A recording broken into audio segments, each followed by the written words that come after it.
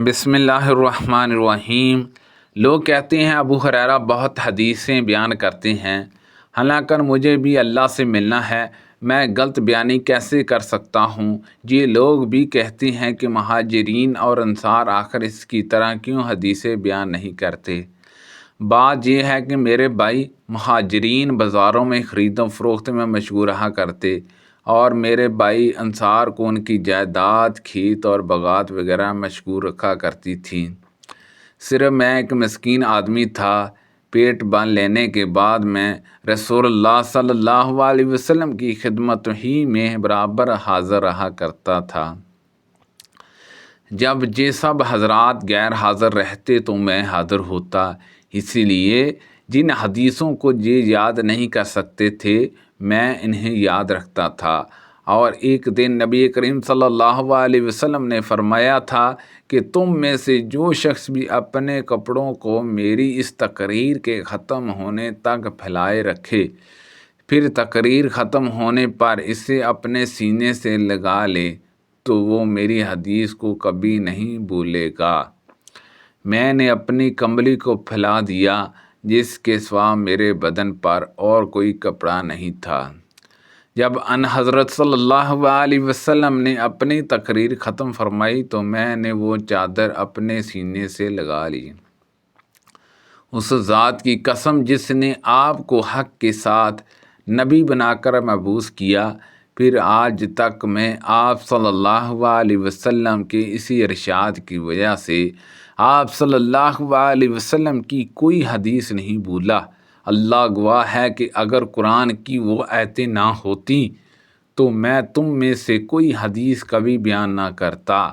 آیت ان الذین یکتمون ما انزلنا من البینۃ سے اللہ تعالیٰ کا ارشاد الرحیم تھا، جس میں اس دین کے چھپانے والے پر جسے اللہ تعالیٰ نے نبی کریم صلی اللہ علیہ وسلم کے ذریعے دنیا میں بھیجا ہے سخت لعنت کی گئی ہے۔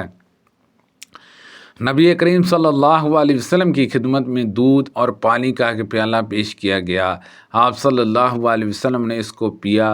آپ کی دائیں طرف ایک نوعمر لڑکا بیٹھا ہوا تھا اور کچھ بڑے بوڑھے لوگ بائیں طرف بیٹھے ہوئے تھے۔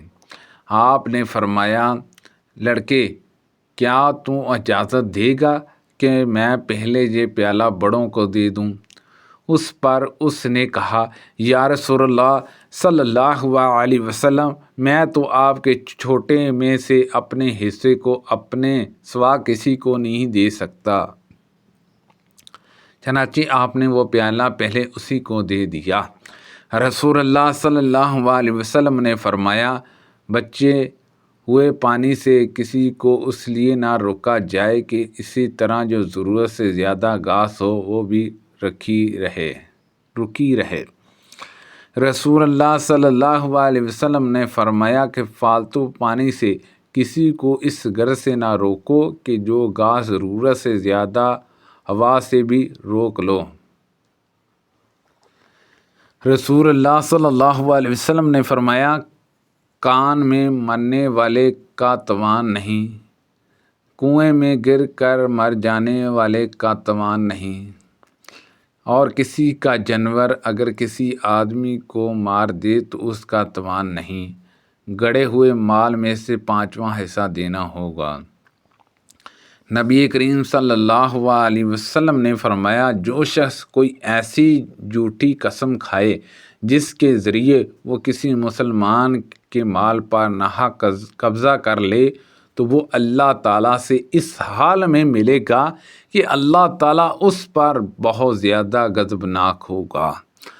اور پھر اللہ تعالیٰ نے سورۃ آل عمران کی یہ آیت نازل فرمائی کہ جو لوگ اللہ کے عہد اور اپنی قسموں کے ذریعے دنیا کی تھوڑی دولت خریدتے ہیں، آخری آیت تک۔ پھر عشاشہ رضی اللہ عنہ آئے اور پوچھا کہ ابو عبد الرحمن عبداللہ بن مسعود رضی اللہ عنہ نے تم سے کیا حدیث بیان کی ہے؟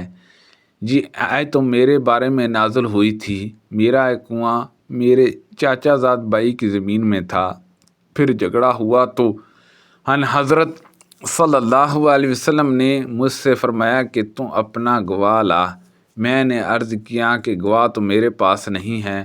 آپ نے فرمایا کہ پھر فریق مخالف سے قسم لے لے۔ اس پر میں نے کہا یا رسول اللہ صلی اللہ علیہ وسلم، جی تو قسم کھا بیٹھے گا۔ یہ سن کر رسول اللہ صلی اللہ علیہ وسلم نے یہ فرمایا، اور اللہ تعالیٰ نے بھی اس بارے میں یہ آیت نازل فرما کر اس کی تصدیق کی۔ نبی کریم صلی اللہ علیہ وسلم نے فرمایا، جو شخص کوئی ایسے جھوٹی قسم کھائے جس کے ذریعے وہ کسی مسلمان کے مال پر ناحق قبضہ کر لے، تو وہ اللہ سے اس حال میں ملے گا کہ اللہ تعالیٰ اس پر بہت زیادہ غضبناک ہوگا۔ اور پھر اللہ تعالیٰ نے سورۃ ال عمران کی یہ آیت نازل فرمائی کہ جو لوگ اللہ کے عہد اور اپنی قسموں کے ذریعے دنیا کی تھوڑی دولت خریدتے ہیں، آخری آیت تک۔ پھر حشاش رضی اللہ عنہ آئے اور پوچھا کہ ابو عبد الرحمن عبداللہ بن مسعود رضی اللہ عنہ نے تم سے کیا حدیث بیان کی ہے؟ یہ آیت تم میرے بارے میں نازل ہوئی تھی۔ میرا ایک کنواں میرے چاچا زاد بھائی کی زمین میں تھا۔ پھر جھگڑا ہوا تو ان حضرت صلی اللہ علیہ وسلم نے مجھ سے فرمایا کہ تو نے اپنا گواہ لا۔ میں نے عرض کیا کہ گواہ تو میرے پاس نہیں ہے۔ آپ نے فرمایا کہ پھر فریق مخالف سے قسم لے لیں۔ اس پر میں نے کہا یا رسول اللہ صلی اللہ علیہ وسلم، جی تو قسم کھا بیٹھے گا۔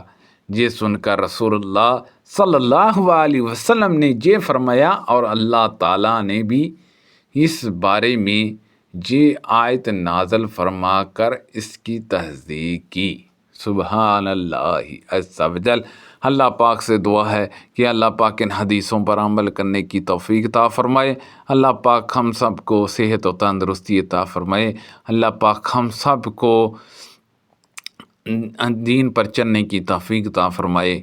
آمین بجاہ نبی الامین صلی اللہ علیہ وسلم۔